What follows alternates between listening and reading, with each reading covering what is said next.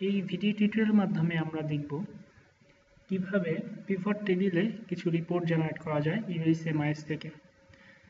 তো pivot table open করার জন্য আমাদের অ্যাপস থেকে পিভট টেবিল অ্যাপসটি ক্লিক করতে হবে।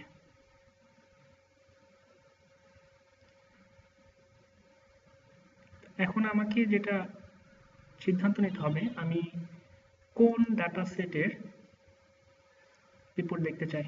সো সেজন্য আমাকে ডাটা এলিমেন্ট ট্যাবটিতে ক্লিক করতে হবে।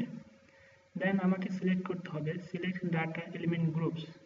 এখান থেকে আমাকে একটি ডাটা সেট সিলেক্ট করতে হবে।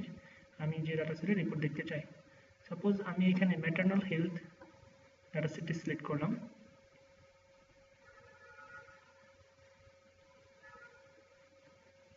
এখন এখানে আমাকে দেখাচ্ছে ম্যাটারনাল হেলথ ডাটা সেটের আন্ডারের সকল ডাটা এলিমেন্টস।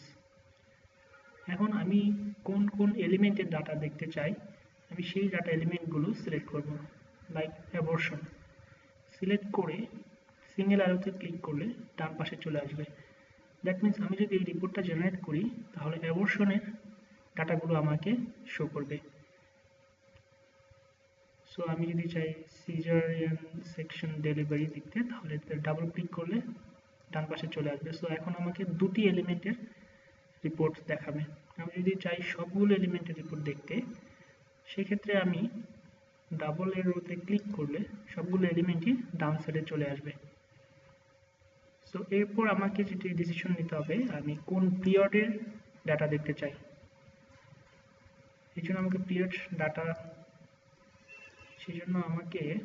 পিরিয়ড ট্যাবটি ক্লিক করতে হবে। এখানে দুটি অংশ থেকে আমরা টাইমটা সিলেক্ট করতে পারি। যেমন এখানে বাই ডিফল্ট কিছু অংশ দেওয়া আছে, last week, last month, last 3 months, last 12 months। By default last 12 months select করা থাকে। Then last 6 months, last quarter, এখানে বাই ডিফল্ট কিছু সিলেকশনের অপশন দেওয়া আছে। আমি চাইলে আমি নির্দিষ্ট কোনো মাসের রিপোর্ট যদি দেখতে চাই, সেক্ষেত্রে আমাকে সিলেক্ট পিরিয়ড টাইপ, এখান থেকে আমি কোন ধরনের রিপোর্ট দেখতে চাই সেটা আমাকে সিলেক্ট করে নিতে হবে। আমি এখান থেকে মান্থলি, কোয়ার্টারলি, 6 monthly রিপোর্ট দেখতে পারি। এবার আমি যদি মান্থলি রিপোর্ট দেখতে চাই তাহলে মান্থলি ট্যাবটিতে ক্লিক করতে হবে। এখানে আমাকে 2016 কারেন্ট ইয়ারের 12 months দেখাচ্ছে। আমি চাইলে প্রিভিয়াস ইয়ারের দেখতে পারি। সো আমি দেখতে চাচ্ছি ডিসেম্বর, নভেম্বর, অক্টোবর, 3 মাসের ডাটা। যখন আমি এই সেকশনের ডাটা দেখতে চাই এবং মান্থ সিলেক্ট করব, তখন এই নির্দিষ্ট এই অংশ থেকে লাস্ট 12 মান্থটা ক্লিকটা তুলে দিতে হবে। দেন আমি দেখতে চাই কোন ইউনিটের রিপোর্ট দেখতে চাই, আমাকে সেই ইউনিট সিলেক্ট করতে হবে। এখানে by default total city corporation select করা আছে। আমি চাইলে টোটাল সিটি কর্পোরেশন রিপোর্ট দেখতে চাই, সেক্ষেত্রে আমাকে আপডেট বাটনে ক্লিক করতে হবে। দেন আপডেট বাটনে আমি ক্লিক করার সাথে সাথে আমাকে 3 মাসের ম্যাটারনাল ডাটা সেটের সকল এলিমেন্টের ডাটা শো করছে। আমি চাইলে নির্দিষ্ট কোনো এলিমেন্ট ফ্যাসিলিটি ডাটা দেখতে পারি। যেমন আমি ব্র্যাক ক্লিক করি যদি, দেন আমাকে ব্র্যাকের তথ্যগুলো দেখাচ্ছে। আমি যদি মনে করি যে না, ব্র্যাকের সকল ফ্যাসিলিটি ডাটা একসাথে দেখতে চাই, তাহলে আমাকে সেটিংয়ে এই অপশন থেকে সিলেক্ট গ্রুপ ক্লিক করতে হবে। দেন আমাকে এই সিলেক্ট অর্গানাইজেশন ইউনিট গ্রুপ থেকে কোন গ্রুপে ডাটা দেখতে চাই সেটি সিলেক্ট করতে হবে। লাইক আমি এনসিসি ব্র্যাক গ্রুপে ডাটা দেখতে চাই, এটিকে সিলেক্ট করতে হবে। সেক্ষেত্রে অবশ্যই আমাকে নারায়ণগঞ্জ সিটি কর্পোরেশন নিচ থেকে সিলেক্ট করে নিতে হবে।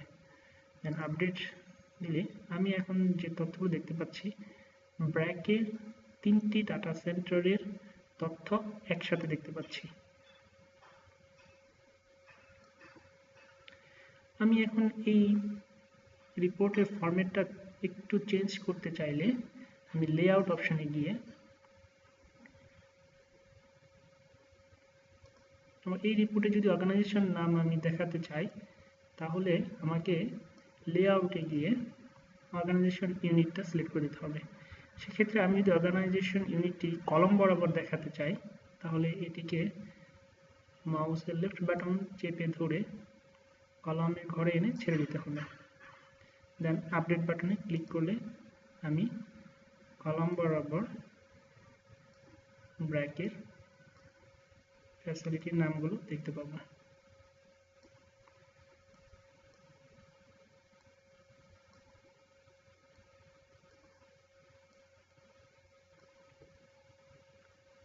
আমি যদি চাই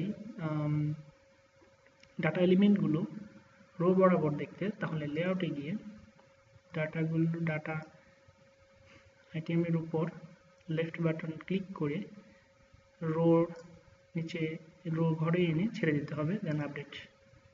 তখন আমাকে ব্র্যাকের 3টি ফ্যাসিলিটি ডাটা আমি দেখতে পাচ্ছি।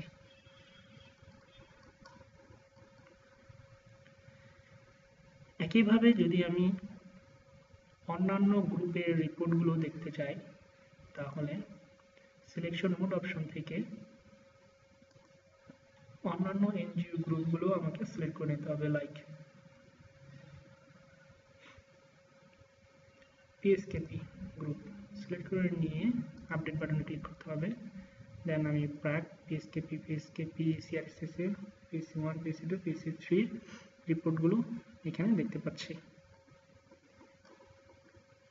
সো এইভাবে আমি চাইলে টোটাল সিটি কর্পোরেশনের রিপোর্ট দেখতে পারি, অথবা নির্দিষ্ট এনজিওর গ্রুপ ওয়াইজ রিপোর্ট দেখতে পারি, অথবা নির্দিষ্ট একটি এনজিওর তথ্য আমি এই রিপোর্ট থেকে পিভট টেবিলের রিপোর্ট থেকে দেখতে পারি।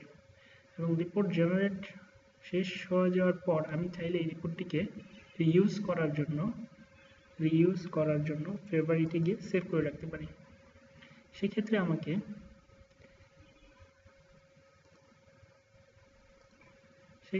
ফেভারিটে ক্লিক করে অ্যাড নিউ বাটনে ক্লিক করতে হবে এবং এই রিপোর্টের একটি নাম দিতে হবে, like test report on maternal health, create. আমি সার্চ ফর ফেভারিট টাইপ করে রিপোর্টের নামটি টাইপ করে চেক করতে পারি আসলে রিপোর্টটি সেভ হয়েছে কিনা। Test report on maternal health, yes, রিপোর্টটি সেভ হয়েছে।